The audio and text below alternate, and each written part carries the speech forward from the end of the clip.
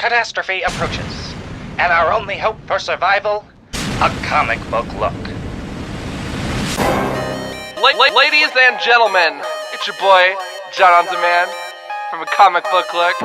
So international, I'm fresh off the plane. Rep the comic book look, hottest channel in the game. Rep the comic book look, hottest channel in the game. They know, Skylar, Tom, and John. Hottest channel in the game, hottest channel in the game, hottest channel in the game. Hey, welcome to this little bit of a comic book look Cribs. This is, you've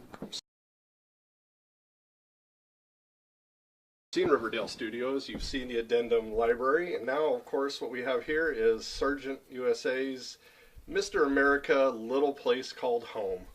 If you walk in here, don't mind the lovely little dollies. This is also my wife's shared area, but the cool lady that she is collects Star Trek, her Star Trek Barbies, her Star Wars Barbie,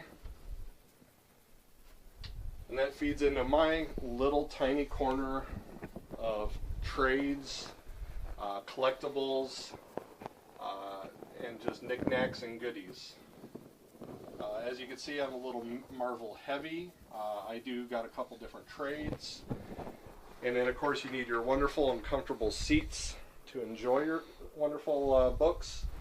And then what I have done is I have a couple of collages that I put together. I did the horrible idea of cutting comics, magazines, but what's wonderful is your local comic book shop probably has quarter bins of ruined comics that you just can't collect or they can't hardly sell. So go ahead, cut them up, make them art. They're art to be used. And then of course I have just a couple of additional magazines like Wizard in there. You know, it's great art. Put great art up on your walls. Do what you need to get it up there. So I'm thankful for you guys to be here, and I guess we'll see a little bit more on a comic book look. Hey everyone, welcome to a comic book look. Your hopefully soon to be again weekly comic book show. We talk about anything related to comics. You want it, you got it. My name's John, often imitated, never duplicated, aka Comic Book Hugh Hef, back in the saddle. And speaking of back in the saddle, we're going to fight some crime and get some justice today in the 6-0 Fizzle for sure. What is going on, Sergeant America? Or hold up, we had a name change. We had a name change. Sergeant America. That document you posted, which I was going to ask you about. Oh, why did that happen? Well, I'm upset about this because you know how I feel about change. I'm big on continuity. You know that. Yes, indeed. Well, I guess when your name is Sergeant America, you're in charge of all of America. That's South America too, but I realize I got to think small, so right now it's just Sergeant USA America. Okay. Well, you know, we'll get there. We'll get there. Global impact. Since you're such a good friend, it's always Mike. Okay. Accepted. Yeah. Anyways, you guys, we hope that, of course, you're having an awesome summer. It's a comic book look summer here in the 605. We're doing it big, reading some solid books, and also just getting some sweet merch, which we're going to be talking about today a little bit. So, a little bit of everything, you know how it goes. How's your summer going so far? Good. Not too much comic book wise, but at the end of the summer, I'm looking at doing maybe a comic book store crawl through Minneapolis, St. Paul, and all the little surrounding cities to go from comic shop to comic shop. There's some cool ones up there too. Yeah, there's some things I'm hunting for, and I'm making an adventure out of it. Nice. And then I won't commit you to this by any means, but we were talking about, you know, if you guys were to check out a con, maybe it would be Minneapolis. Is that correct? I don't want to get everyone. You know. The spring Minneapolis con did look interesting. I know you guys also did FableCon, but I think I would start small and start with the Minneapolis one. Awesome. Well, of course, we'll be looking forward to your adventures and that, because based on all this awesome stuff that I'm sitting around, you're probably going to get in trouble with sweet stuff. So, you know, we have movies on the radar right now. Have you gotten to go see Wolverine yet? Yes, I did. Oh, okay. We can do an unofficial review show. Definitely. Keep it off the record. Yeah. Don't tell Tom. Yeah. You know, let's keep it abbreviated though, because that's not our focus today. But you know, I went into that movie not expecting a whole lot, right? Because the previous Wolverine movie really dropped the ball, and when you have Deadpool in the movie and it's a flop, you're clearly doing something wrong. Similar to the new Thunderbolts book. Ironic, no? But I actually was pleasantly surprised by this one. The one thing that I was not happy with was how intense of a rendition the Silver Samurai was, but they didn't do anything with it, in my opinion. Because this is a character I wanted to see in Scene 1, Scene 2, Scene 3. Yes. You know, vengeance is mine. Yep. No, I'm a big cyborg suit, blah, blah, blah. I won't spoil anything right now, but... You know what I mean? Like, I was just... I wish they would have done more with it. I'm not even familiar with the character as much as I should be. I haven't read about him in books. I've just seen him, like, I think in the cartoon ones. And yeah. So, did you like it? I did read the series, I think, when it was coming out, and the Claremont ones. Really? Yeah, that was loosely based off of that idea of Logan in Japan. You're going to really hate it, because I rewatched the original Wolverine. Okay. And... No. Except for the whole Deadpool, I liked it. No. I liked it. My ears are bleeding. I know. Your awesome chair. Yeah. I liked, especially the very beginning, the group dynamic of Weapon X. I really liked that. As it went on, sure I could have done without some of that, but on to movie 2. Right. Me and the wife went.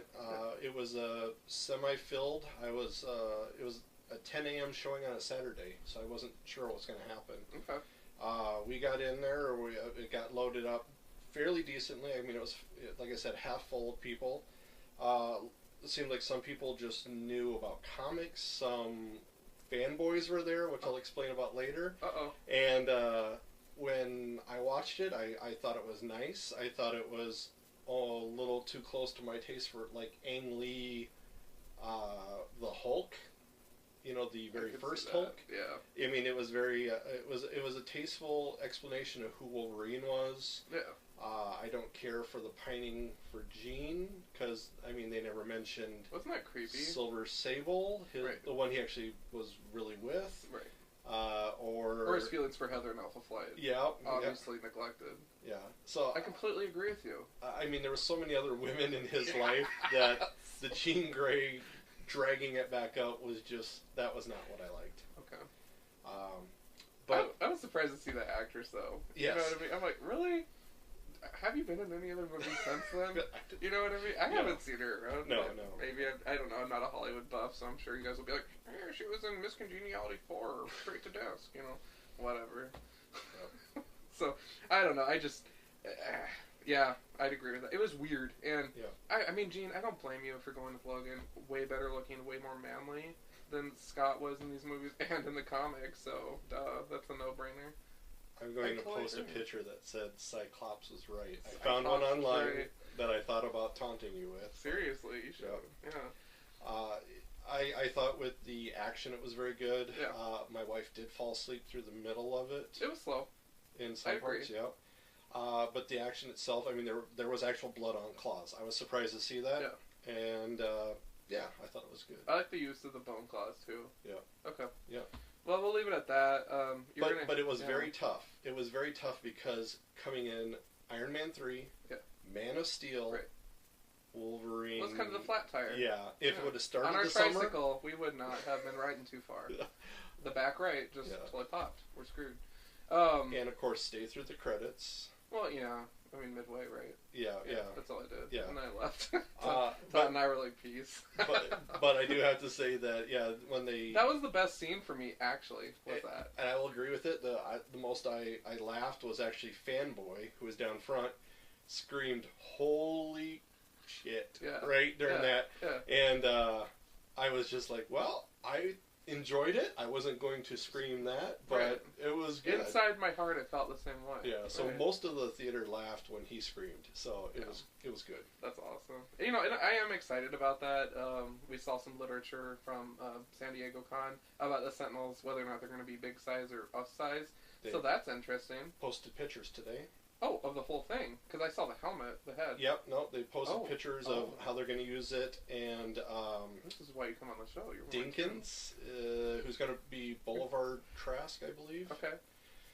The inventor of them. They are probably twice the size, kind of like the original X-Men series, how they were about twice the size of a person. X-Men, they were huge, dude. In the cartoons, and throughout... But right when it started, the original X-Men and all that, they were about twice as high or 3 times as high. There's a picture of Ronald Reagan, I think, being sworn in, and there's a sentinel standing behind him, which is supposed to play in, because it's, I think, that gap between the original, the X-Men movie that just came out and the next one that they're having, the First Class and this. Okay. That's interesting. Yep. We'll have to check that out. Yep, just came on. Shows how yep. Shows how in tune I am. I never claimed to be. All right. Yeah, I'm sorry. I let you down. No. It was. But, I'm just totally kidding.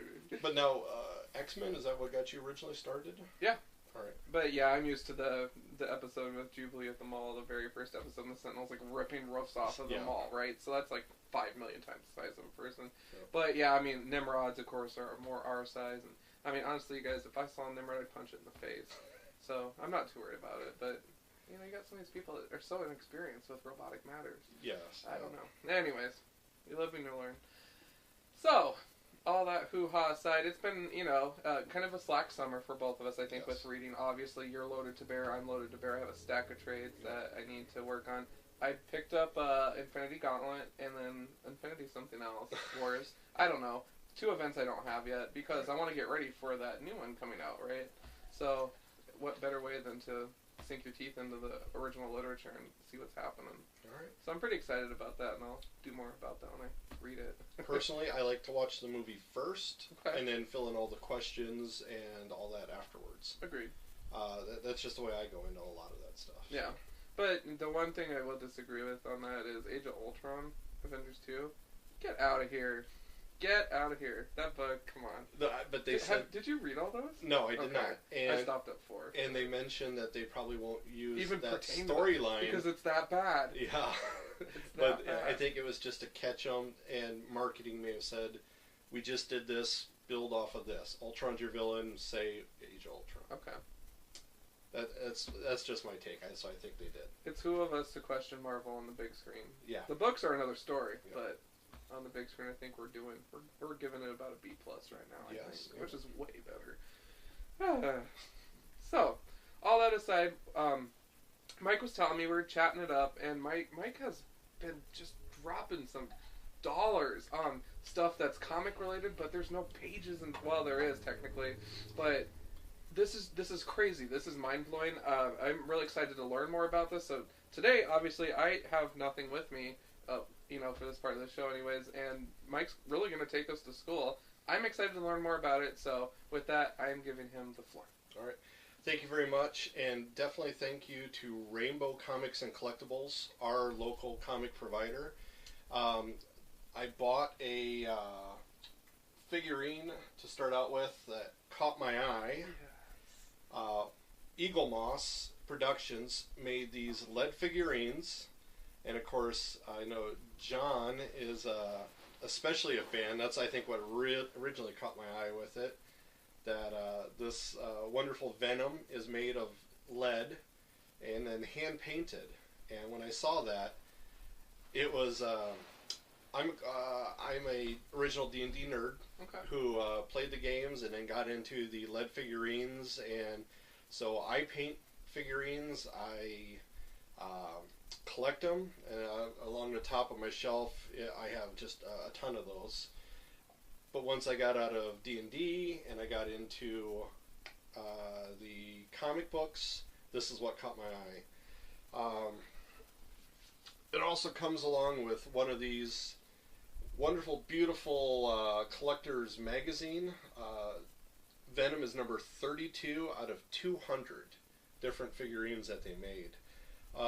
They produce, I think, about 10,000, because this one's number 9,276. I couldn't find anywhere online, even through the Eagle Moss site, that says how many of each of these they make. Just the numbers of which ones are out and when. This originally started in 2008, and the problem with it is, 2008, I'm a little late for the bus. 2013, in case you're watching an old episode. This is, that was strike one. Strike one, I'm late on the bus. Okay. So I'm running after it like Peter Parker in that horrible Spider-Man one. Exactly. Strike two, evidently the Revolutionary War screws me over again, because these are made in England. Mm-hmm. And you probably could tell just by the size of the magazine. I mean, everything's a little bigger in England. John here is the pond jumper, so he's come back and forth a couple times. But luckily, I got this in my shop. I went to the website. They don't send these overseas to individual people. If I was in the UK, Ireland, South Africa, or Australia, New Zealand, I could get these. Okay. The old US of A, they don't ship it here for me individually. There are evidently a couple of companies that have shipped these over. Marvel has a collection, DC has a collection, and then they also have the Batman chess set. So they have Batman as a king and Catwoman as a queen, and everybody else as rooks, and so the good guys and bad guys, Joker's king. Beautiful pieces of art in my opinion. So awesome. You can hang out with me. I got it. I grabbed it. Contemplated. No, Johnny, don't even. Johnny loves these, But this is your but baby. I fell in love. This is yeah, your baby. I fell in love. So maybe if I ever find another one.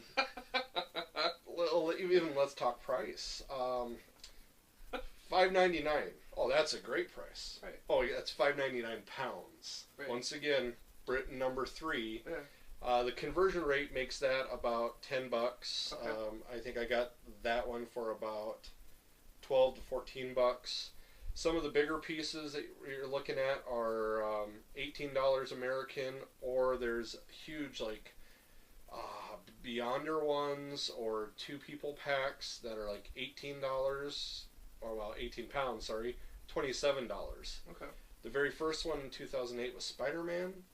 The very last one that just came out, number 200 in 2013, was Hela from Thor's Evil Hell Woman. Nice. The newer magazines are coming out in like 20-page magazines. This one, it's a lot less. It's probably less than 10 pages. But they include in the biostats, images, and history, and then also on the very bottom ledger, comics to collect and why. First appearance, changes, when he goes into getting different people, and they include a little bit of the art for that. Enemies, enemies of and allies of them, and even a nice, wonderful the spread. artwork in that is awesome. Yeah. So I enjoyed it. It made me rethink. There was a couple of things that once you go through it, you realize, oh, I didn't know about that. I don't have that comic. It helps, I think, with purchasing more and more. So I'd agree with that. To read on that. Yeah. Once I saw that, and I asked around, once again, thank you, Rainbow Collectibles and Comics. They were nice enough to order a couple for me. They searched high and low, and the next one I got was Iron Man. Iron Man is number 6,892. Yeah. It's the, I think, around the Extremis time, with that wonderful, mainly red, a little light gold on his armor. Set him down next. Sure. The other thing I thought about too is, like I said, I paint these. They do look fairly nice. John kind of showed very well. Every once in a while you can see maybe a line that they didn't quite get quick enough or close enough, and so sometimes they want a little bit of a line. So if I wanted to, I could touch them up, with just regular miniature paints, or I could dust coat them in white and make him any Iron Man That you really want. that I want. Like Iron Patriot. Yeah, that's what I thought. So possibly if I could find another Mike's one. also a mind reader. Yes.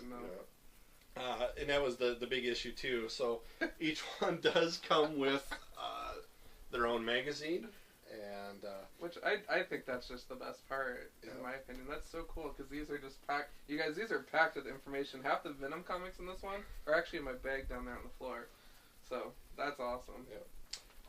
The other ones of interest for me, and I was lucky that they could get this one, was Constrictor.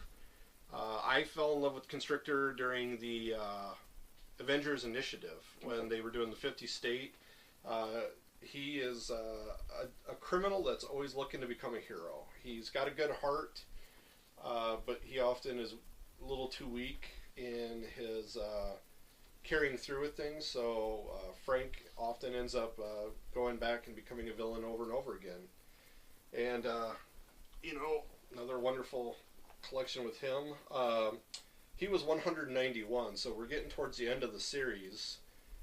But this one was actually 1,489, and I was stoked when I saw that finally.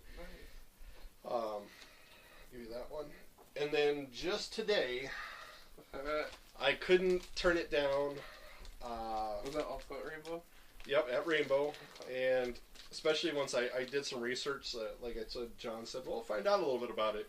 And when I saw that you really couldn't get these unless they're sitting in the store because they don't really send them to people, I had to go for Norman, Mr. Green Goblin himself.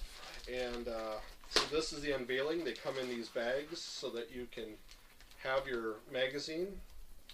He's number 8 out of 200 of the figures, so I was really stoked on that one. Yeah, they show who was next at the end. That's what I was noticing too. If you get a subscription every fortnight, Wonderful Britain, every 2 weeks, and I know there's a couple of the wonderful British people that and people of the United Kingdom who follow Comic Book Look, so you guys stand a great chance of getting these if you want. Inside this box, they do a very good job of how they seal them in. And what we have here then is Norman Osborn in all of his crazy gloriousness as the Green Goblin. So I know the only thing, because I thought about it, because we really like Norman as Iron Patriot, Right. And there's a little tape on the sides. They make that nice and tough. Yeah, Yeah. okay. That just shows that it's a real unboxing here. There you go. So, yeah, with this one, with the shading around the pumpkin, you can see they use maybe a little too much black, but in general, very nice. 7,959. So I'm pretty sure they run on average about 10,000. So awesome, dude. Yep. But especially once I saw, there's only 200, and how early the Norman Osborn was. I think it was number 8? Number 8 out of 200 that was coming out. So I said, yeah, I gotta buy it. I gotta splurge. I gotta do this. This is one of the things I like. It's art. You've seen my pictures, my collages, my little collectibles, and all my little knickknacks and ding-dongs that I seem to collect. Because I don't collect individual issues hardly anymore. I do have a small box of individual ones. Basically, I'm buying only the hard copies, the physical copies, if I really want to collect. Right. But I get my digital so that I can read it. Agreed. And I mean, some of them you can't get original issue number 1s, or you can't get the quality that you want. So that's where I'm at. That's where I'm collecting. So it's a good spot to be in, and these are just so awesome. So seriously, you guys, if you have some out there, or 1 or 2, or 1 million, take a picture, show us. Definitely send us a note on an email. Do a YouTube response video. We definitely would love to see them. I think they're awesome. So when Mike was telling me about them, I was like, these are sweet. And the magazines, this is my first time ever seeing them. So this is good presentation right there. And I definitely am curious to see what else you find out there. For the characters. Like Hell is such a random character. Yeah. What? And if you look at the site, I mean, it is. There's some pretty interesting choices they made. Yeah. The only other thing I was going to mention, so if you're crazy about them, you do want them. The only place I see in America where I could probably order them is BigBadToysStore.com. Okay.